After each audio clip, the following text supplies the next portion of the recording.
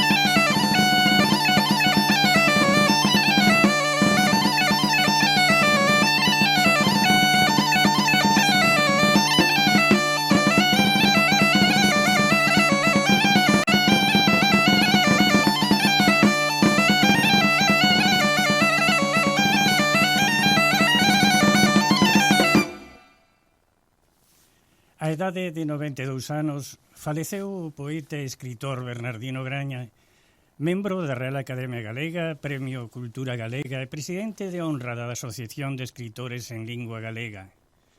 Amigos, todo sucedeu fora de tempo, cando xa as nosas compañeiras de Sempre en Galicia iban a intentar ter unha conversa con Bernardino dentro do noso programa. Non foi posible porque adiantouse-nos a parca insaciable.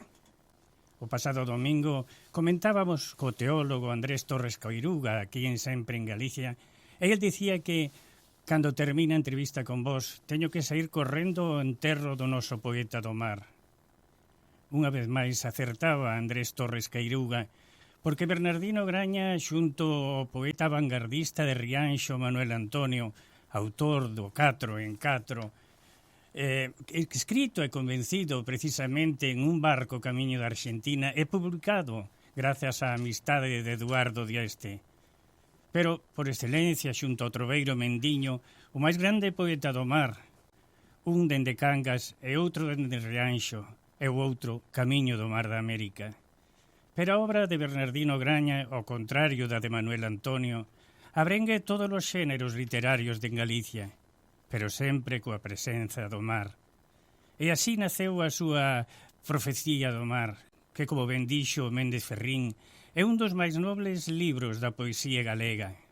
Poesía de protesta civil e ecoloxismo son temas frecuentes na súa obra. Moitos dos seus poemas foron convertidos en cancións de músicos como Suso Bamonde ou o grupo de Cangas Astarot. Coa dor da súa morte, Vítor Freixanes, presidente da Real Academia Galega e amigo de Bernardino, confesou fai uns días é de destacar a súa lealtá á terra e sobre todo o seu mar de Rianxo, a ría de Vigo. Era unha lingua mariñeira que vivía na experiencia personal da falar popular das xentes do Morrazo. Na súa lembranza, vamos a escoitar agora o poema Volvín á terra, pero perdín o amor, cantada precisamente por Suso Bamonde.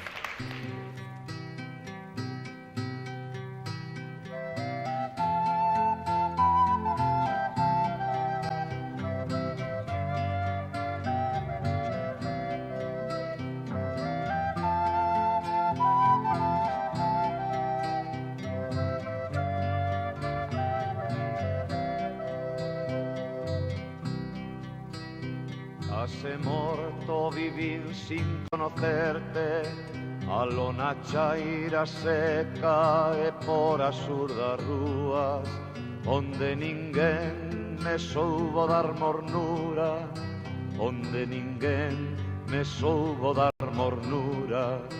Foi soedade desconforma dentro e a semente a cair en terradura. Como i vivir mañá sin a luz túa, como i vivir mañá sin a luz túa, como i vivir mañá sin a luz túa, como i vivir mañá sin a luz túa. Erguime vinto regresar a terra, como se aquelo fora todo un soño, pesado e ti xa fora sempre miña, pesado e ti xa fora sempre miña, e foi de novo materno en aloumiño, o bico teu na lingua, e foi de novo corazón adentro, comprender a existencia e a dozura. Como i vivir mañá sin a luz túa, como i vivir mañá sin a luz túa, como i vivir mañá sin a luz túa, como i vivir mañá sin a luz túa.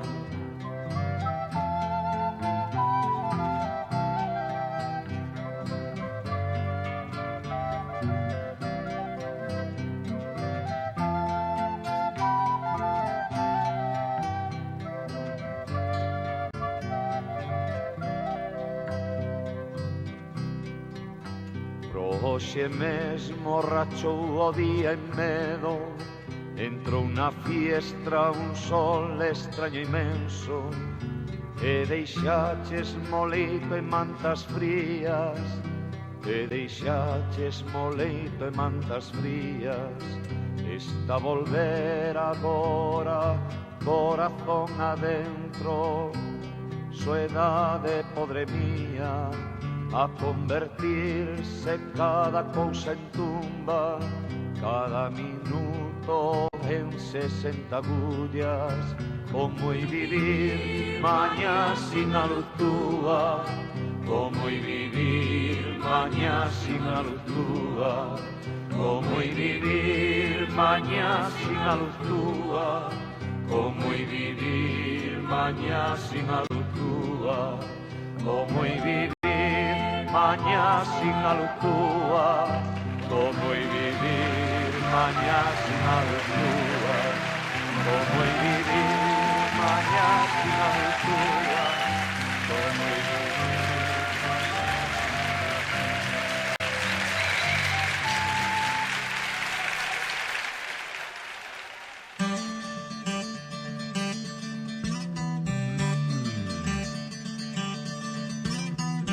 Bergantiños es la ortopedia más completa del Uruguay. Todo tipo de prótesis, férulas y ortesis, miembro superior e inferior. Bergantiños tiene los técnicos más especializados para atenderlos en sus flamantes consultorios. Bergantiños, Chanay Joaquín de Salterain, teléfono 2400-2739. Hola, desde Cucha te queremos invitar a que formes parte de nuestra comunidad en YouTube. Cucha TV es nuestro canal de comunicación que te hará conocer de primera mano todas las novedades de tu compañía amiga. Suscríbete y hacé como miles de uruguayos que ya integran la gran familia de Cucha TV. Cucha, siempre iremos contigo.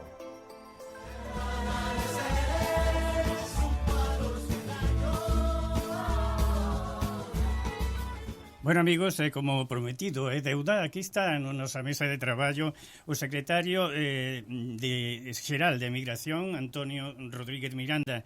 Seguindo aquel refrán castelán de que el que buen árbol se arrima, buena sombra le cobija, ven na compañía de Elvira Domínguez, delegada da Xunta de Galicia aquí en Montevideo, unha muller querida por toda a nosa colectividade. Pero o tema é con Antonio. Antonio, benvido a Montevideo unha vez máis.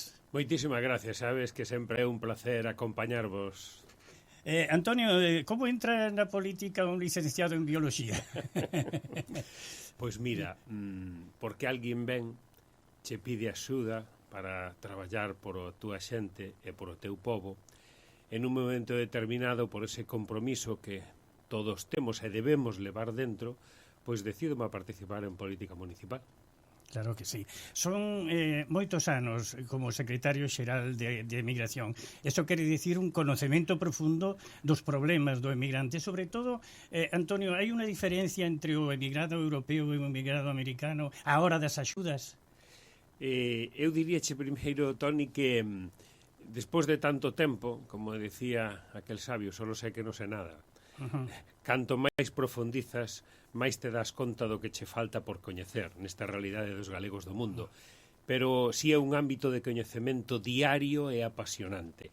Hai cousas que son absolutamente coincidentes tanto en América como en Europa, non? Os galegos que salimos polo mundo hai algo, un sinal de identidade que temos, que é ese sentido de pertenencia tremendamente arraigado a nosa terra, e que vayamos a donde vayamos, e aínda que nos integremos profundamente no país no que estamos, asumindo como algo propio, nunca deixamos a nosa identidade. No noso corazón sempre está aí Galicia presente, e sempre esa referencia, eu diría tamén, como non devolver a Galicia. Incluso cando xa se dá como agora segunda ou terceira xeración de alguén que non naceu en Galicia. Eu vivo todos os días agora por exemplo, cos mozos que volven a Galicia, cos programas de retorno de bolseiros universitarios, e volve un neto, volve un bisneto, e cando chegan ali dicen, me he dado cuenta que este era el lugar de mi vida e yo ni lo sabía. Frases deste tipo evidencian eso que as nosas familias transmiten e ese sentido de arraigo. Lóxicamente, logo están os matizos propios da vida, da forma de vivir nun país europeo, imagínate como Suiza, moito máis ordenado todo, moito máis regular. Eu até diría un pouco máis triste, non? Para a miña forma de ver, na nosa forma de ver desde España, pero os galegos perfectamente adaptados, integrados e tamén felices ali. A virnos aquí ao hemisferio sur, coa xente moitísimo máis aberta, con outra forma de ser, pero os galegos adaptámonos a todo eso. Temos unha capacidade de mimetismo absolutamente increíble. A globalización levábana nos xenes. Claro.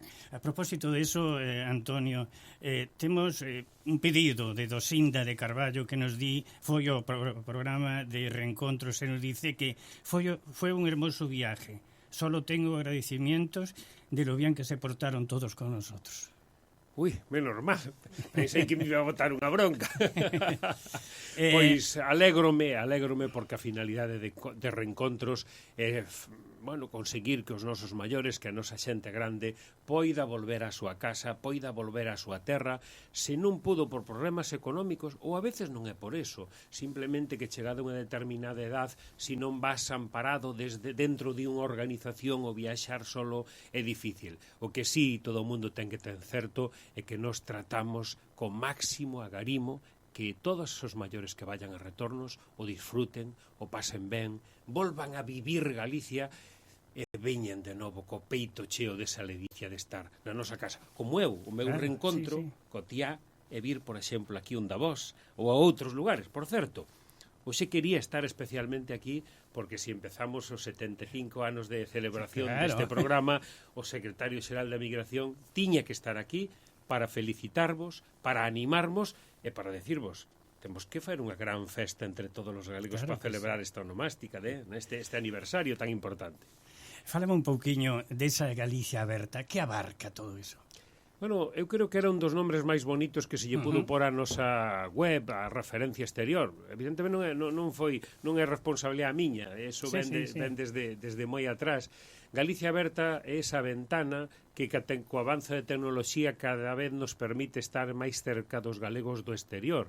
Este último ano podemos ver o incremento de chegada estamos por encima do 500.000 de persoas que de xeito cotiá ao longo do ano siguen Galicia Aberta. Cualquier galego de cualquier parte do mundo sabe que aí sempre vai a ter cousas importantes e interesantes que lle van a axudar para estar perto del no país no que vive ou si quere volver a Galicia. Hoxe iso complementase, alimentase coas redes sociales, con Instagram, con Facebook, porque hoxe vivimos no día a día das redes sociales e iso permítenos, a maxia das TIC é eso, desde Galicia podemos estar na casa de calquer cidadán galego en cualquera dos 147 países do mundo donde está ese galego e polo tanto non podemos desperdiciar esa oportunidade.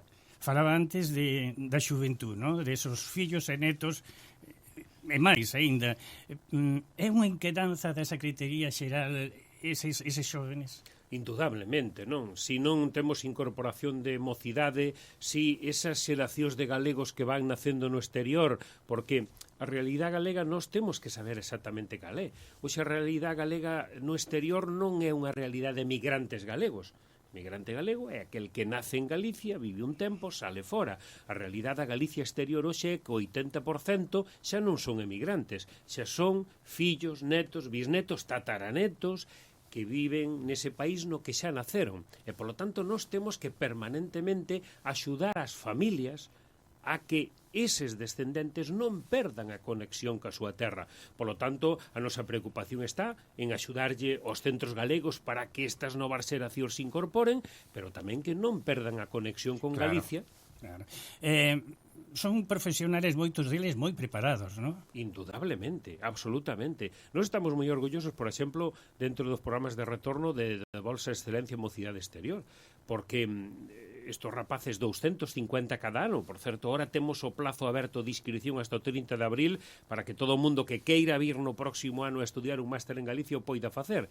Veñen mozos de 40 países distintos, unha media de 29 anos, cunhas carreiras non solo académicas, sino xa cunha trayectoria profesional increíble. A riqueza de Galicia como pobo, poder incorporar a estos mozos, a estos altísimos profesionales no noso territorio, iso danos unha ventaxa que non hai país no mundo que teña esa capacidade, porque concentramos nese recuncho tan pequeniño do noroeste ibérico que é Galicia, personas que a queren profundamente, que iso é o primeiro e máis importante, moi preparados para despois desde ali traballar para o mundo. Galicia que hoxe as súas empresas están en todos os continentes, cada día Galicia exporta máis cara ao exterior, temos marcas que son referencia mundial. Quen non conoce en todo o mundo Inditex? Pois Inditex está en Galicia, non está en Estados Unidos, non está en China, non. É galega, é galega. Bueno, pois todas esas persoas que queiran virse a Galicia desde ali, axúdannos. Pero, Toni, tú sabes, e creo que isto compartímolo todos, a gran revolución social de Galicia foi a emigración, o que aportou ao longo da historia. E esta Galicia moderna construímola desde o mundo, non desde as fronteiras territoriales. Pois agora estamos nunha segunda revolución sociolóxica, que é incorporando a esos fillos de emigrantes galegos e concentrados de novo na terra. Que gran orgullo, porque aquele que saliu e non millor non pudo volver, que poida ver desde onde este, cada un según as súas crenzas, que o seu neto, que o seu bisneto pode cumplir seguramente esos ancellos que ele non pudo cumplir volvendo á terra. Claro que sí. Según o ranking de radio, o noso programa é o segundo programa máis escoitado no Uruguai a esta hora da mañán. Eu espero que hoxe sea o primeiro. Bueno, o primeiro creo que é un de fútbol. Ui, aí non damos Aí competición. xa non podemos entrar. No. Antonio, que son as bolsas de excelencia para a mocidade exterior?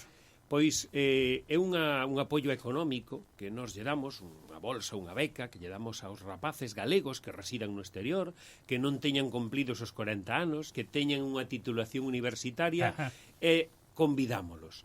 Vinde a Galicia, damos os recursos para que poidades vivir durante o curso académico, entre 8 e 12.000 euros, depende o que dure o máster, facer un máster nunha universidade pública galega, é dicir, unha universidade galega, española, europea, do espacio de educación europeo de nivel superior. Non só eso, porque ao lado desa axuda económica, de vir a mellorar a túa formación, non te obligamos a quedar en Galicia. Non. Tes que vir, durante o curso sí, claro, tes que estar en Galicia, pero cando termine non. Ahora, vamos a facer todo o posible para acompañarte, para axudarche a buscar un posto de traballo, e se estás cómodo, que te poidas quedar na túa terra. Se non estás e queres volver, non hai problema, pero creo que lles gusta bastante, Toni, porque o 80% quedanse. Sí, tanto. O 80%. Pois mira que ben. Sí. Axudas a persoas con discapacidade. Bueno, tú sabes que temos un programa de axudas sociales para todo o mundo, non?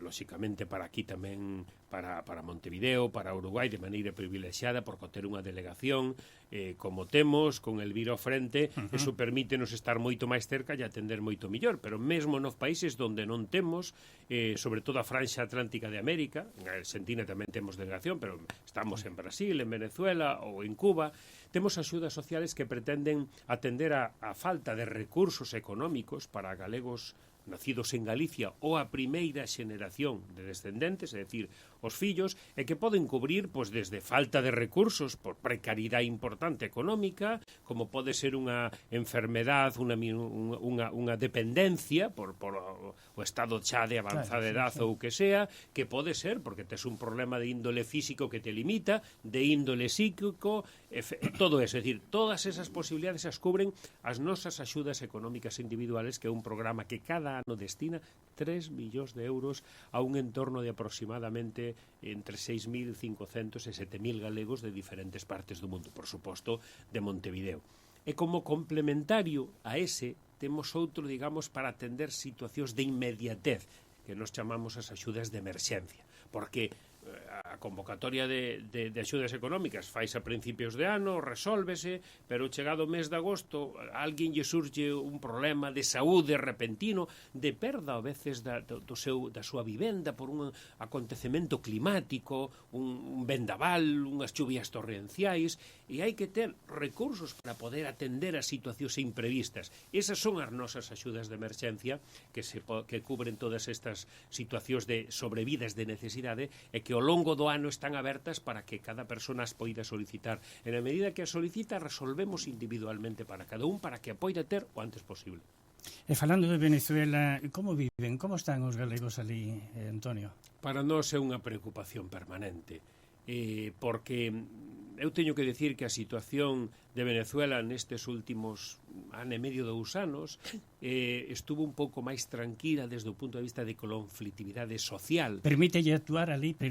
Sí, por suposto que sí, por suposto que sí. Nos, ahora mismo, estamos axudando en Venezuela de xeito directo, a través, por exemplo, destas axudas, a cerca de 2.400 familias, pero a través dos diferentes programas de apoio, da colaboración cos centros galegos da LIC, a Hermandad Galega de Venezuela, a de Caracas, a de Valencia, o Centro Gallego de Puerto la Cruz, ou o Centro Galego de Maracaibo, pois nós igual acabamos axudando de diferentes formas, igual a cerca de 20.000 galegos de diferentes maneiras, Claro. Porque ahora mismo en Venezuela quedan xa solo 32.000 galegos. Fai 5 ou 6 anos había 46.000 galegos. Os fillos vanse para Galicia. Para Galicia, sí. Por suerte, véñense para Galicia. Nós tamén tratamos de axudar moitísimo. É xente moitísimo. preparada tamén? Moi preparada. Eu diría que 2 cousas, non? Para min, a persoa que volve aos nosos emigrantes, os seus fillos, os galegos do exterior que volven, teñen 2 características. Como pasou cos galegos que as familias galegas que estaban ali. Trataron de que os seus fillos tuveran a mellor formación do nivel que fose. Pois os galegos que veñen do exterior igual, pero teñen algo ademais moi importante que cecais nosos galegos que vivimos ali sempre nos está faltando un pouco, esa iniciativa, vale? Esa capacidade de superación continua. E, por exemplo, no emprendemento son tremendamente emprendedores a xente toda que ven do exterior, particularmente de Venezuela. Mesmo rapaces que veñen cas bolsas, a súa gran ilusión é ir a Galicia e si poden poñer en marcha o seu pequeno negocio, a súa pequena empresa, iso é a gran ilusión. E nós que o sabemos, e que sabemos o importante que é para Galicia eso, aí estamos tamén ao lado deles para axudarlle económicamente, para poñer en marcha eses negocios, pero logo para lle pôr un mentor, por exemplo, ao lado, para acompañalos, para que cando empecen prospere. Oye, que non hai casi fallo. Nós facemos un seguimento destes negocios aos que lle axudamos de retornados emprendedores e despois de ano e medio, 2 anos, pois o mellor 1 ou 2% falla, cando eso non é o normal. Cualquier emprendemento, pero claro, o 70% das persoas que emprenden como retornados, 70%, ten unha formación relacionada ca actividade. Mais do 70% ten experiencia nese sector, co cual tes coñecementos, tes formación, tes experiencia, si te axudan un pouco, o normal é que ese negocio prospere. Antonio, mirar a Galicia con trabajo fijo. Por que digo isto? Por que vou facer esta pregunta? Porque fai uns días un odontólogo de Buenos Aires escribíbanos preguntando como podía facer el para chegar a Galicia e poñerse a traballar. Bueno, el se odontólogo, normalmente os odontólogos establecen as súas propias consultas, non? Sendo un profesional deste tipo, eu que lle diría que é necesario que vaya homologue o seu título, porque para poder exercer vai ser imprescindible. Pero, curiosamente, que en España é difícil homologar un título universitario. É moi difícil. Nós, como Galicia, levamos peleando moito. Nós, como comunidade autónoma, podemos homologar os títulos hasta bachiller ou formación profesional. Eso si o facemos en Galicia, en 3 meses o título telo homologado. Pero os títulos universitarios tardase moito. Sin embargo, teño que decir que unha das excepcións donde si é máis sencillo, é máis rápido porque hai acordos específicos, é no caso de odontoloxía e particularmente das persoas de Argentina. Co cual, a facilidade tena. Pero, oxe, hai outros camiños para chegar a Galicia e ter un posto de traballo fixo. Dentro de moi poucos días vamos a estar aquí en Montevideo, igual que en Bos Aires, cunha feira de emprego. Para que? Para anunciar que volve a recuperarse ese programa que hai 2 anos puxemos en marcha como piloto para ver como podíamos funcionar, que o Retorna Cualifica Emprego. Todos atentos. Estaremos aquí no mes de marzo. Nos próximos días iremos dicindo. E para qué? Pois porque as persoas que participen e sean seleccionadas saben que se van a ir a Galicia con un posto de traballo, con un contrato indefinido firmado cunha empresa galega que desde aquí xa o vai a seleccionar. No proceso de ida vamoslle axudar a través dunhas entidades que a Administración Galega digamos, ten encargado esta tarefa para todo o acompañamento. Desde as oficinas de retorno vamoslle axudar a esa persoa, a esa familia para o seu establecemento, apoio económico na chegada, apoio económico para poder alugar unha casa e pagar as garantías que teña, é dicir, apoio en todo momento. Lóxicamente, a dificultade de volver sempre está aí, cambiar de un lugar para outro, cambiar a túa vida está aí, pero vai a ter un acompañamento. Retorna, Cualifica, Emprego. Primeira quincena de marzo, aquí en Montevideo, todos atentos, porque habrá que inscribirse antes para logo participar, presentar o currículum, porque quen decide que traballadores leva son as empresas, pero virán con 200 postos de traballo. Aí, dentro dese programa, pero hai máis. Galicia hoxe ten moitos miles de postos de traballo que as empresas non son capaces de ocupar con traballadores. Pois habrá máis empresas fora desos 200 que tamén van a vir e, polo tanto, quen teña interés en volver a Galicia, nós non vemos aquí, teño que decilo moi claro e con todo o agarimo do mundo que lle teño a este país, nós non vemos aquí a quitarlle profesionales a Uruguai. No, de ninguna maneira. Sería irrespetuoso e injusto por a nosa parte, pero nós, como Galicia, como España, temos que darlle oportunidade a nosa xente que si quere volver a súa terra poida volver.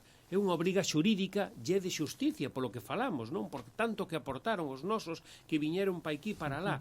Polo tanto, iso é o que vimos a facer. O que queira vir, encantado. E aquí hai un mecanismo. Irte ca túa familia con un contrato de traballo firmado, creo que é o que mellores garantías dá. E, ademais, se nunha familia podemos levar máis de unha persona con contrato de traballo, mellor.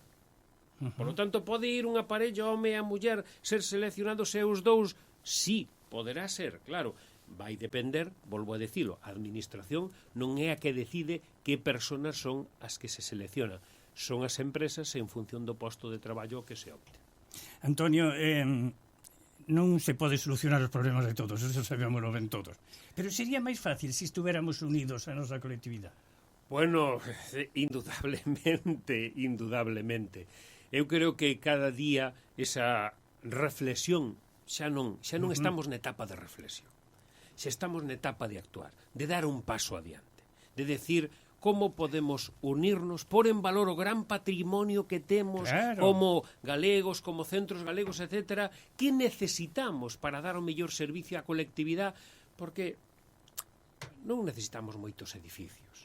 O que necesitamos é entidades vivas, con actividades que atraigan desde un neno de 2 anos a un mozo de 20 ou a un maior de 80 anos.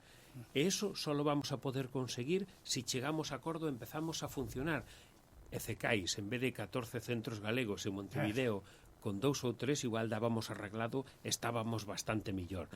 Eu nunca deixarei de insistir en isto. Xa sei que eu non descubrín isto como novedade. Sí. Antes de estar eu, outros moitos, Manuel Fraga foi un dos primeiros que xa intentou aquí que a xente reflexionara. Pero eu creo que neste momento, xa digo, non vale con reflexionar. Hai que pasar a acción e leválo a cabo. Ao noso apoio, desde logo deste secretario xeral, absolutamente nesa tarefa. E da nosa delegada non cabe duda que vai a ser exactamente igual coa Garimo, ademais, que Elvira lle ten a todas as nosas institucións. Porque ademais temos un parque precioso, que é o Parque do Centro Galego, non? Onde Correcto. podíamos ter, aínda que cada un tuvera a súa sección, o Bergantiños, o Bout, Valle Miñor. Pero temos un exemplo cercano. Falábamos antes da Hermandad Galega de Venezuela, en Caracas. Xurdiu precisamente da unión das entidades. Dentro da Hermandad siguen funcionando para cousas moi concretas do seu ámbito, Claro. pequenas asociacións. O Fillos de Ourense, algo fan os de Lalín, algo de Pontevedra, pero cando teñen algunha celebración, é a casa de todos común, e ali Claro. hai espacio para facelo, pero no resto conviven no conxunto. Claro, chegas ali e de repente encontraste a 500 ou 600 rapaces facendo deporte nas instalacións, que é unha auténtica maravilla. Claro. Pero por que? Porque todos están no mismo. Eu digo, que visión tuveron os nosos galegos de Venezuela? Porque a gran dificultad que pasa ao país, se non tuveramos unha institución tan forte, como lle poderíamos dar atención social? Nós non temos delegación en Venezuela. Sin embargo, a colaboración que a Hermandad e cos outros centros, iso permítenos chegar Claro. a moita máis xente incluso das que chegamos aquí tendo delegación, porque lógicamente ali hai moita máis necesidade, pero a Hermandad é a que nos posibilita, porque ao non ter estructura, o Estado ten un consulado, unha consellería laboral, ten embajada, ten non sei quanto, pero a Xunta ali non ten. Bueno, pois o noso consulado, a nosa embaixada, a nosa consejería laboral, neste caso ali é a Hermandad. Oye, pois aquí en Montevideo que temos unha delegación, vale, que eu creo que é unha toda honra e un mostro do cariño, porque, bueno, hai outros países con moita maior presencia de galega, que ademais nos recordan todos os días, e, sin embargo, non teñen delegación da Xunta. E Uruguai, con menos galegos, pois ten unha delegación, non? Antonio, a Radio Euro, o tempo tamén, non? Perfecto. Non nos queda moito tempo, vas volver en marzo. Sí, por suposto que sí, claro. Cítote xa aquí Bueno, para perfecto. comentar algo Venga. do que trallas. Está feito. E, bueno, as túas palabras á xuventud, os xóvenes, 3 palabriñas, dille algo aos xóvenes. Primeiro, nunca perdades a conexión con Galicia, o que vos trasladen os vosos avós, sobre todo eu diría os avós máis que os papás, nunca o esquezades, Galicia sempre estará aí para vos, Galicia hoxe abre as portas abertas se queredes vir, pero se non Galicia sempre estará aquí con vos. A responsabilidade é vosa, como xóvenes, como moces, sodes o presente. O que vaya a pasar cos galegos en Montevideo xa non é responsabilidade nin dos vosos avós, nin dos vosos pais. É a vosa responsabilidade. Tendes que tomala na man e coesa potencia que dá a xuventude tendes que conseguir que ese pabellón de Galicia aquí en Montevideo siga estando no máis alto. Caramba. Sei que non me van a defraudar. Caramba, que ben, non? Bueno, Antonio, citamos entonces para marzo aquí, pois os ointes de Uruguai e máis da Argentina, para escoitar os programas que se están facendo, que veñan moitos saludos, como esta Dosinda de Carballo, que dice que quedou realmente contenta. Por certo, os centros galegos todos que non se esquezan, que xa estamos ca convocatoria de axudas a centros. Desde esta semana e nas próximas, axudas para equipamentos. Iremos anunciando. Claro, e tamén para os obradoiros, que lle gusta moito cando veñen os profesores de Galicia. Claro. En 2-3 semanas prácticamente todos os programas xa convocados, por lo tanto hai que solicitalos, hai que pedilos, Claro. despois. Bueno, moitas gracias por a tua Gracias, presencia, Toni. tamén en Moi Viriña, agradecido. moitas gracias por vir por aquí. E bueno, vou viaxe a terra de volta, Perfecto. Esperamos en marzo. Vamos a Aí escoitar quedamos. música, vamos a escoitar música.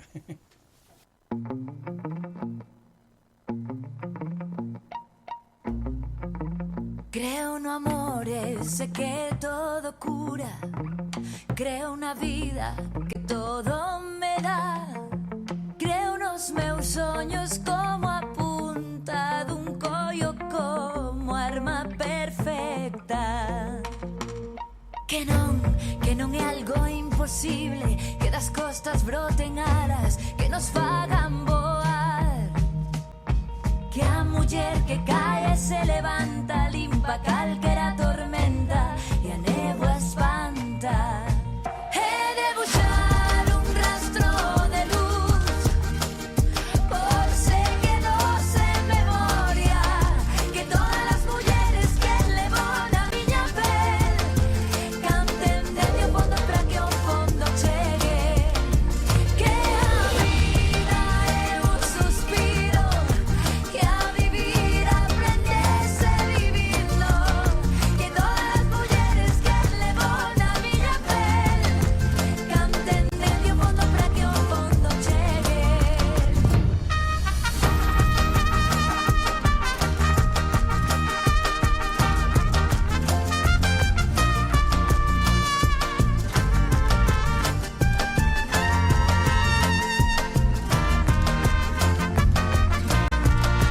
É sentir cando a vida foi quebrando, que é preciso xuntar todos os pedazos. Que me dera que o tempo non fose un raio cando a vida repousa. Mesturar o filo da navalla, a espada e a parede, coas ganas de verte.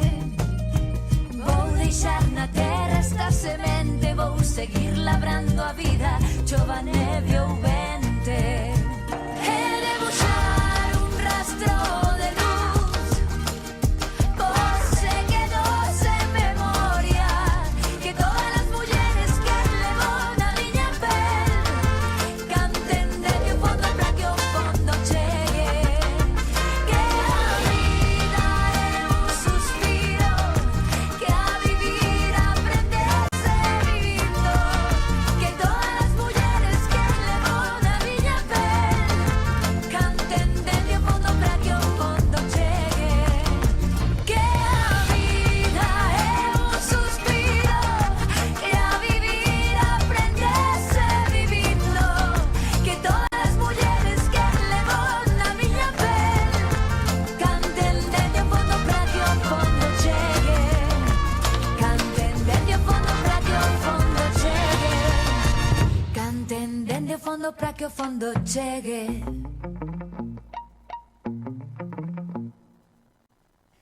Abre as portas mañán o patronato, recorda iso, mañán luns 27, o xoves todos a celebrar, pero todos, a celebrar o Día de Castelao, un día importantísimo, 75 anos da morte de Castelao, a 7 da tarde van a pasar un film, unha especie de película Castelao de Chumbo a Berba, que é un percorrido pola Pontevedra na que viviu Castelao, alá desde 1916 a 1936, e que está contado da man de un neno.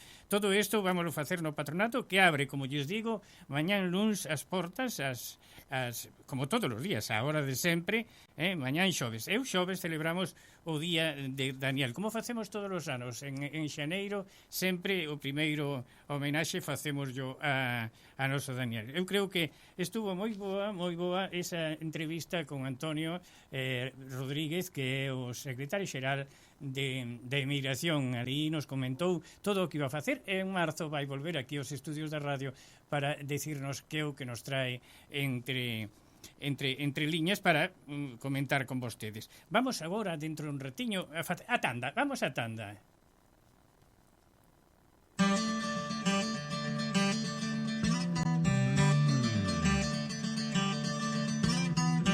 Bergantiños es la ortopedia más completa del Uruguay. Todo tipo de prótesis, férulas y ortesis, miembro superior e inferior. Bergantiños tiene los técnicos más especializados para atenderlos en sus flamantes consultorios. Bergantiños, Chanay Joaquín de Salterain, teléfono 2400-2739. Hola, desde Cucha te queremos invitar a que formes parte de nuestra comunidad en YouTube. Cucha TV es nuestro canal de comunicación que te hará conocer de primera mano todas las novedades de tu compañía amiga. Suscríbete y hacé como miles de uruguayos que ya integran la gran familia de Cucha TV. Cucha, siempre iremos contigo.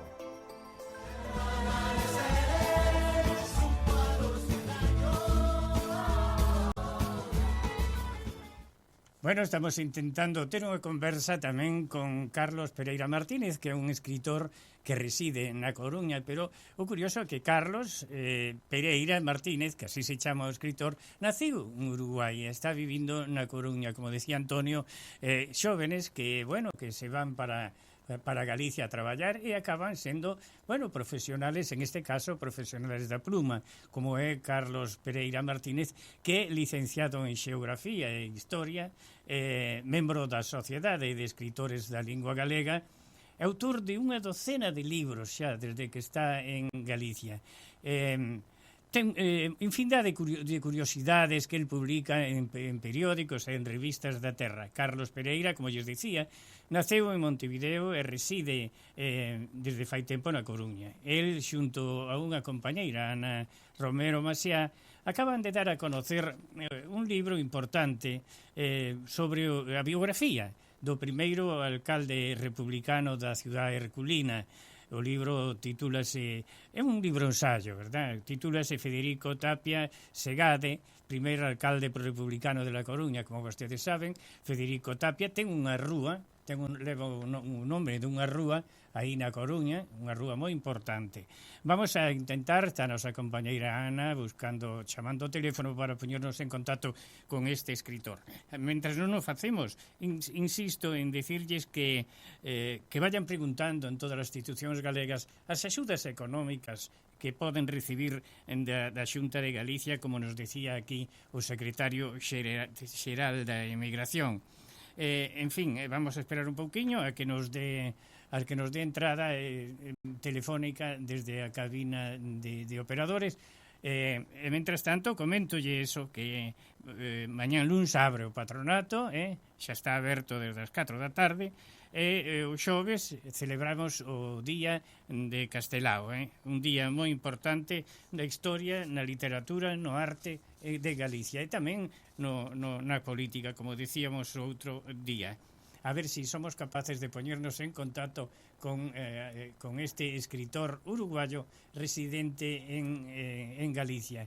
Non sei se estará xa ao aire, se temos a posibilidade de falar con el.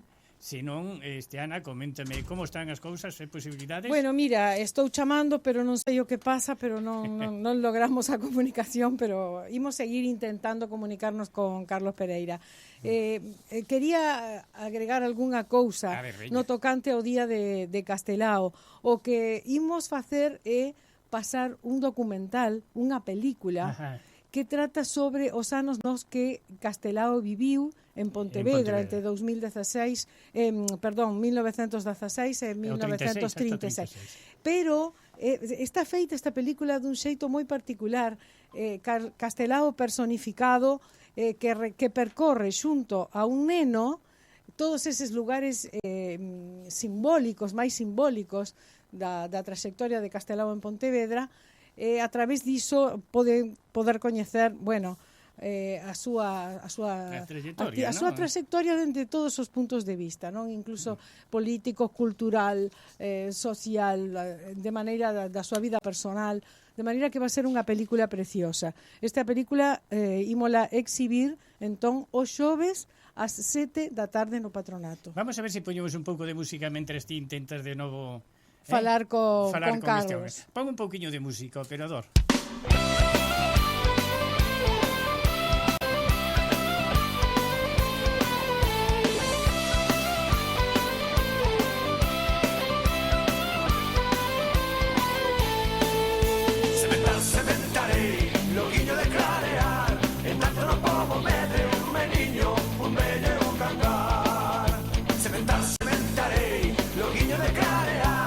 Tanto non povo medre un meniño, un vello e un cantar.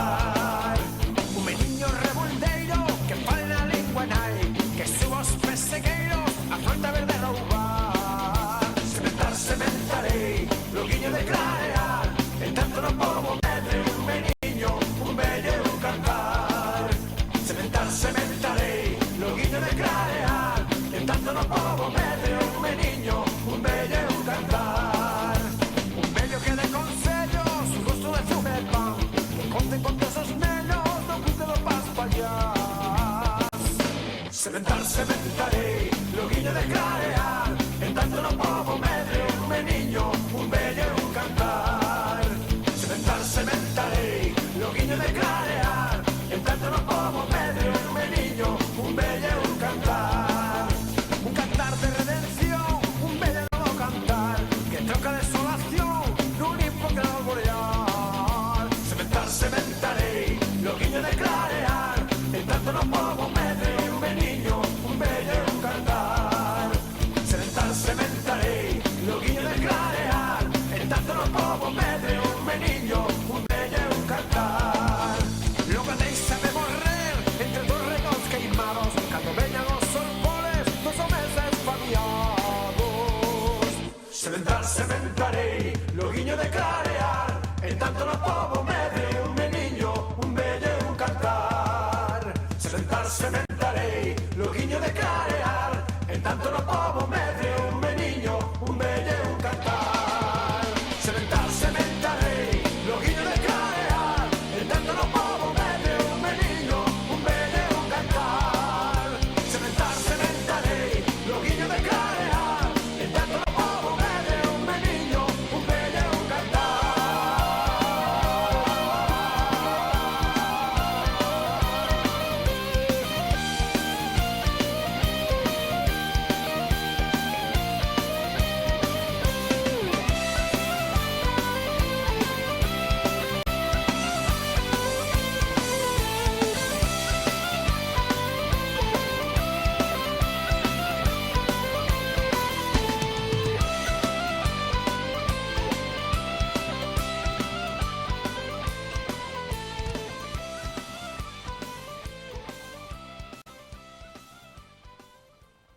Somos algo tercos e por eso insistimos en que poder falar con Carlos Pereira Martínez alá na Coruña. Creo que agora sí o conseguimos. Sí, agora sí. Carlos, moi bons días desde Montevideo. A ver. Ainda non está na liña, pero sí que xa puden falar con el a través do meu teléfono. Ímolo intentar agora sí de outro xeito, que penso que imos poder. Está complicada a cousa. Claro, os programas de radio en directo é o que teñen, verdad? Sí, é a primeira vez que nos pasa algo así, claro. que lle di, el recibe a chamada, pero non pode falar. Ana, que che parece se mentres tanto vamos facendo os feitos máis importantes destacados mentras non o operador non nos di que está el, e se aparece, cortoche. Cortamos, sí, non, porque teñamos algunhas feitos que na páxina web culturagalega.gal foron destacados como feitos que marcaron o ano 2024 que rematou. Por exemplo, o 2024 foi un ano de premios nacionais para os creadores galegos.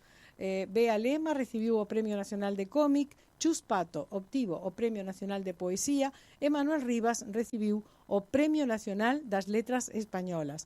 Premios tamén para filmes galegos. O Corno e Matria, como sabemos, foron triunfadores dos premios Mestre Mateo. Un dos grandes temas do ano foi a situación da lingua. Logo que o Instituto Galego de Estatística amosara un importante descenso de galegofalantes, especialmente entre a rapazada, non? Un tema importante isto da lingua, un tema moi importante. Por suposto. Foi o 2024 un ano de recoñecementos do patrimonio inmaterial. Foron declarados ben de interese cultural o entroido, o baile tradicional, a rapa das bestas de Sabucedo e a romaxe da Nosa Señora dos Remedios, e dentro do patrimonio material o recoñecemento foi para os murais de Lugrís na Coruña. Por outra banda, celebráronse 40 anos de traballo do Centro Dramático Galego, que xa son 40 anos nas táboas. Bueno, tamén o Día das Letras Galegas, non? Sí, celebrouse o Día das Letras Galegas dedicado a Luísa Villalta, con moitísimas actividades, con música, con reedicións de textos, con simposios, con publicacións varias sobre esta escritora. E durante o 2024 lembrouse o centenario da visita da fotógrafa estadounidense Ruth Matilda Anderson a Galicia. falamos un día aquí na Sí, audición desta fotógrafa que percorreu Galicia facendo fotos. É que está dando moito que falar porque se están publicando moitas fotos dela, Sí. moitas fotos que ela quitou no rural galego, interesantísimo, fotos non? do cotiado, do día ao día. Aqueles labradores, Sí. o traballo eu que sei, da sementeira e todo eso, non? Como celebración deste centenario fixéronse roteiros, os roteiros no Concello de Santiago, e tamén actividades na rúa e Dumbría. Así que, bueno, houbo varias cosas que a carteira de Cultura e Lingua da Xunta separouse da de Educación este ano. Román Rodríguez quedou como responsable do sector educativo e como titular de Cultura entrou José López Campos. O novo conselleiro de Cultura priorizou para o seu mandato un pacto pola lingua e a digitalización do patrimonio Bueno, que che parece se cultural. deixamos a entrevista, que creo que non vamos a ser posible, porque Carlos Pereira, podemos facelo para o próximo domingo, a ver se podemos, non sei como está a axenda A ver, formada. teremos que falar con Carlos, porque o vindeiro domingo tiñamos pensado falar con esta... Ahora sí, bueno. ahora sí que está. Bueno, temos moi pouquiño tempo. Carlos, Sí. moi bons días. Sí, Escoítanos, Carlos. mi madriña. Sí, sí. Pero que Ahora traballo, vos escoito, sí. que traballo costou dar contigo, No, sí, non sei que me pasa, que ao recibir a chamada por WhatsApp non me deixa, me di que teño que facer non sei cantos axustes, e non hai maneira, chamo o número que fixo que me distes e tamén me daba que non existía, bueno. Carlos, En fin, que está vamos claro a aproveitar un pouco o tempo. Como nace este libro de Federico Tapia, Segade, primeiro alcalde republicano da Coruña? Pois nace porque por a súa familia materna, os Segade, tiveron un vínculo moi importante durante moitos anos. Pero ademais era un personaxe importante coñecido, máis na historia da Coruña, porque ten unha rúa bastante importante. Entón, bueno, animei a Ana Romero, que xa publicamos varios libros juntos, para emprender o traballo de realizar esta biografía, que bueno, dentro das súas contribucións son bastante importantes saber que, aparte de ser alcalde neste período pre-republicano e despois republicano, ser o primeiro alcalde republicano da cidade, é que tivo tamén unha activísima actividade cultural, social, asociativa e política tamén, que nin sequera nos podíamos imaginar cando iniciamos o traballo de investigación. Sí, un tempo onde había moita anarquía, non? Nesos meses, no reinado de Alfonso XIII, con Eduardo Dato e Canalejas, non? Sí, a ver, Federico Tapia cóllelle na actividade política. A primeira parte é a Revolución de 1868, logo é diputado provincial e alcalde da cidade entre os anos 72 e 73, pero ademais é un dos importantes dirixentes do republicanismo federal, non só na cidade de Coruña, senón en toda Galicia. Por tanto, a través da súa vida podemos ir vendo un pouco as evolucións de todo este movimento político aquí na nosa terra, que foi dunha importancia pois bastante relevante. E foi o que derrubou as murallas da Coruña? A ver, son ese tipo de murallas que estaban na zona que hoxe a rúa Xoana de Vega, realmente se chamaba Frente de Terra, non eran unhas murallas como podían ser as da cidade de Lugo, non? Xa había partes tiradas. O que pasa que esa zona que a actual Xoana de Vega é a que permitía poder continuar o ensanche no que sería na zona de Santa Lucía, que a finais do século XIX dou lugar ao nacemento desa Coruña modernista tan fermosa que hai no entorno da Praza de Ourense. Pero bueno, non eran murallas medievais enormes, non, eran, a ver, algúns parapetos que había que para poder facilitar un pouco o crecemento da cidade, que sería moi grande ao longo das seguintes décadas, pois hubo que tomar naquel momento a decisión, pero bueno, foi unha, digamos, das moitas iniciativas que puido emprender nesa etapa de alcalde, que tamén apenas foi 1 ano e medio, non permitía facer tampouco moitas planificacións. Había nacido en Cuba, non? No, Federico Tapia naceu na Coruña. Ademais, curiosamente agora, o 15 de abril, será o segundo centenario do seu nacimento. Tivo a familia por parte paterna era de orixe asturiano e por parte materna era de orixe, bueno, de Culleredo, non? En concreto da parroquia de Vilaboa. Pero non tivo ningún tipo de vínculo con Cuba. Carlos, pero ti si naciches en Montevideo, non? Eu si nacín, ademais me acordaba como hai 4 anos pois participei neste programa cando me distes me diste a honra de darme dedicarme o Día da Poesía Galega no ano 2020. Son o poeta pandémico, porque xusto foi o ano desa pandemia que nunca esqueceremos. Carlos, podremos falar outro día porque con estes trabullos que tuvemos coa radio, pero vamos contar algo máis. Falábamos de que había unha anarquía, pero ti tamén tes escrito outros libros, por exemplo, Os Templarios en Galicia. Toda unha historia iso, non? Sí, o meu primeiro traballo, digamos, de investigación foi alrededor dos Templarios. Tamén naceu porque tiñan presenza neste concello no que eu traballaba, o Concello de Culleredo, e a miña idea inicial era ver un pouco o papel que xogaran ali no entorno da comarca da Coruña, pero, bueno, co tempo fun estendendo o radio e realmente ao final casi collía non só Galiza, sino outros territorios españois, non?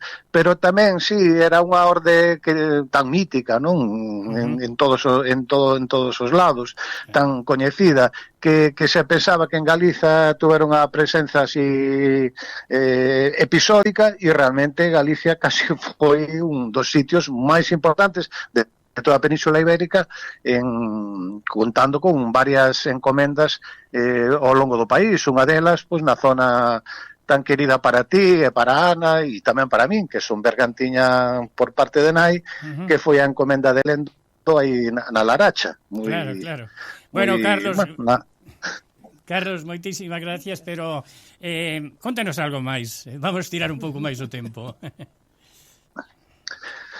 Pois, falando, a ver, respecto de Federico Tapia, como vos contaba, a parte desa etapa de alcalde, eu destacaría moito o seu labor cultural, que isto sí que foi toda unha novidade, non? Porque dende o ano 1846 ata prácticamente que morre, vémolo participando en varios casos, ademais, exercendo a presidencia no Liceo Artístico e Literario, na Reunión Recreativa de Artesanos, no Círculo de Gimnasia e Esgrima, no Ateneo Popular, Ateneo Centro Recreativo, na Coral o ECO, na Sociedade Republicana Luis Pons, na Sociedade Fomento de las Artes, pero tamén na Cruz Vermella, é un dos pioneiros na Cruz Vermella coruñesa, tamén na cociña económica, e despois tamén tivo un papel que ainda non podemos profundizar porque non se conserva ningún periódico, pero as noticias que tivemos foron así por referencias